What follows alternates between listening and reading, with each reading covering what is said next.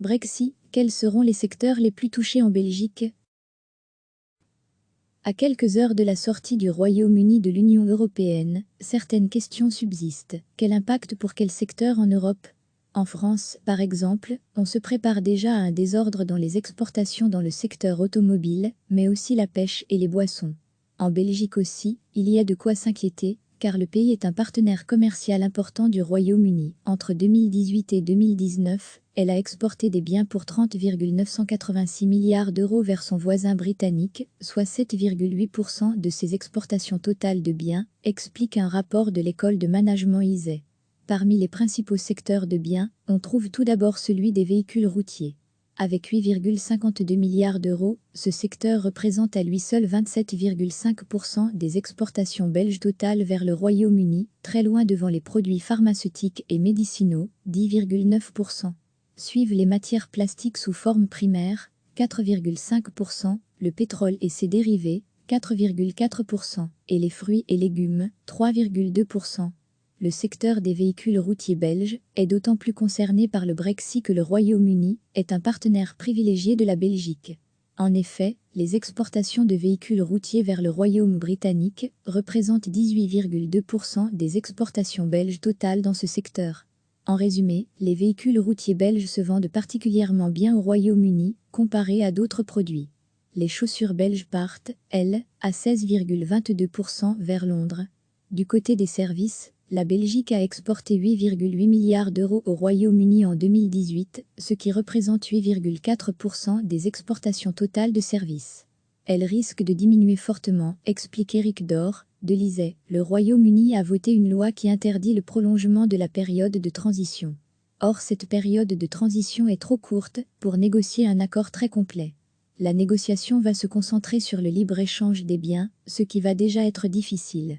Conséquence, peu d'accords de services, d'autant plus qu'à Londres, on veut échapper à la réglementation européenne sur les services, notamment financiers.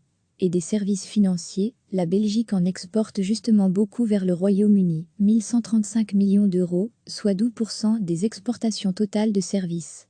Le secteur le plus touché reste toutefois celui des services professionnels et de conseil en gestion, qui représente 25,6% des services belges au Royaume-Uni.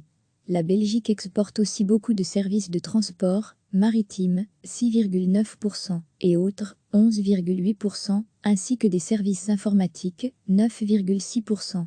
Selon l'ISEE, les échanges industriels entre la Belgique et le Royaume-Uni vont être perturbés à cause du système actuel de l'industrie moderne, basé sur une optimisation et une fragmentation de la chaîne de production en un réseau international qui relie des unités localisées dans des pays différents.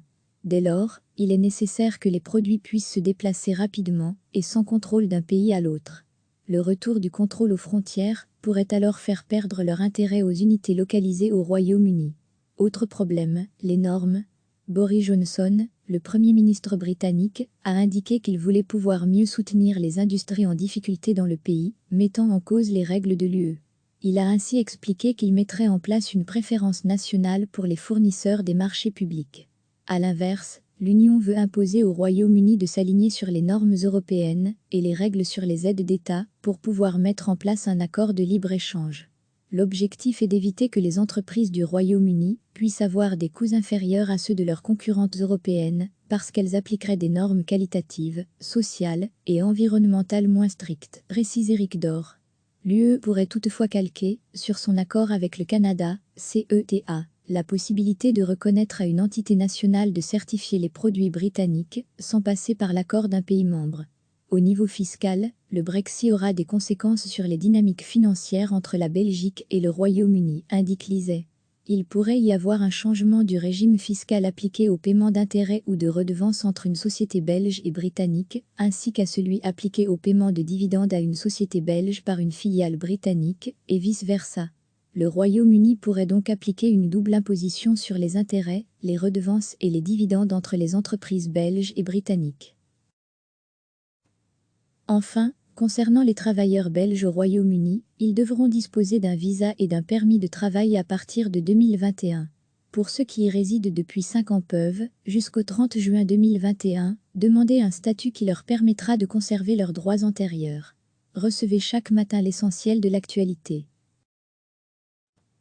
À quelques heures de la sortie du Royaume-Uni de l'Union européenne, certaines questions subsistent. Quel impact pour quel secteur en Europe? En France, par exemple, on se prépare déjà à un désordre dans les exportations dans le secteur automobile, mais aussi la pêche et les boissons.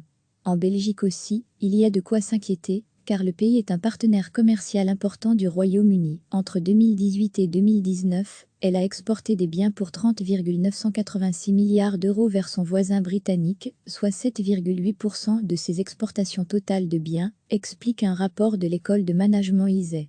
Parmi les principaux secteurs de biens, on trouve tout d'abord celui des véhicules routiers.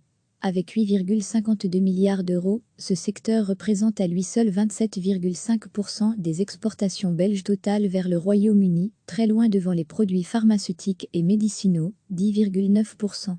Suivent les matières plastiques sous forme primaire, 4,5%, le pétrole et ses dérivés, 4,4%, et les fruits et légumes, 3,2%.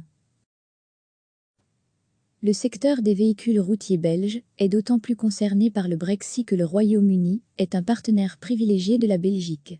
En effet, les exportations de véhicules routiers vers le Royaume britannique représentent 18,2% des exportations belges totales dans ce secteur. En résumé, les véhicules routiers belges se vendent particulièrement bien au Royaume-Uni, comparé à d'autres produits. Les chaussures belges partent, elles, à 16,22% vers Londres. Du côté des services, la Belgique a exporté 8,8 milliards d'euros au Royaume-Uni en 2018, ce qui représente 8,4% des exportations totales de services. Elle risque de diminuer fortement, explique Eric Dor, de l'ISEE. Le Royaume-Uni a voté une loi qui interdit le prolongement de la période de transition. Or, cette période de transition est trop courte pour négocier un accord très complet. La négociation va se concentrer sur le libre-échange des biens, ce qui va déjà être difficile. Conséquence, peu d'accords de services, d'autant plus qu'à Londres, on veut échapper à la réglementation européenne sur les services, notamment financiers. Et des services financiers, la Belgique en exporte justement beaucoup vers le Royaume-Uni, 1135 millions d'euros, soit 12% des exportations totales de services. Le secteur le plus touché reste toutefois celui des services professionnels et de conseil en gestion, qui représente 25,6% des services belges au Royaume-Uni. La Belgique exporte aussi beaucoup de services de transport maritime, 6,9%, et autres, 11,8%, ainsi que des services informatiques, 9,6%. Selon l'ISEE, les échanges industriels entre la Belgique et le Royaume-Uni vont être perturbés à cause du système actuel de l'industrie moderne, basé sur une optimisation et une fragmentation de la chaîne de production en un réseau international qui relie des unités localisées dans des pays différents. Dès lors, il est nécessaire que les produits puissent se déplacer rapidement et sans contrôle d'un pays à l'autre. Le retour du contrôle aux frontières pourrait alors faire perdre leur intérêt aux unités localisées au Royaume-Uni. Autre problème, les normes. Boris Johnson, le Premier ministre britannique, a indiqué qu'il voulait pouvoir mieux soutenir les industries en difficulté dans le pays, mettant en cause les règles de l'UE. Il a ainsi expliqué qu'il mettrait en place une préférence nationale pour les fournisseurs des marchés publics. A l'inverse, l'Union veut imposer au Royaume-Uni de s'aligner sur les normes européennes et les règles sur les aides d'État pour pouvoir mettre en place un accord de libre-échange. L'objectif est d'éviter que les entreprises du Royaume-Uni puissent avoir des coûts inférieurs à ceux de leurs concurrentes européennes parce qu'elles appliqueraient des normes qualitatives, sociales et environnementales moins strictes, précise Eric Dor. L'UE pourrait toutefois calquer, sur son accord avec le Canada, CETA, la possibilité de reconnaître à une entité nationale de certifier les produits britanniques sans passer par l'accord d'un pays membre.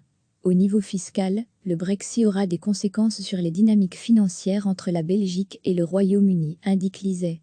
Il pourrait y avoir un changement du régime fiscal appliqué au paiement d'intérêts ou de redevances entre une société belge et britannique, ainsi qu'à celui appliqué au paiement de dividendes à une société belge par une filiale britannique, et vice-versa. Le Royaume-Uni pourrait donc appliquer une double imposition sur les intérêts, les redevances et les dividendes entre les entreprises belges et britanniques. Enfin, concernant les travailleurs belges au Royaume-Uni, ils devront disposer d'un visa et d'un permis de travail à partir de 2021. Pour ceux qui y résident depuis 5 ans peuvent, jusqu'au 30 juin 2021, demander un statut qui leur permettra de conserver leurs droits antérieurs. Cliquez sur s'abonner pour recevoir les dernières nouvelles.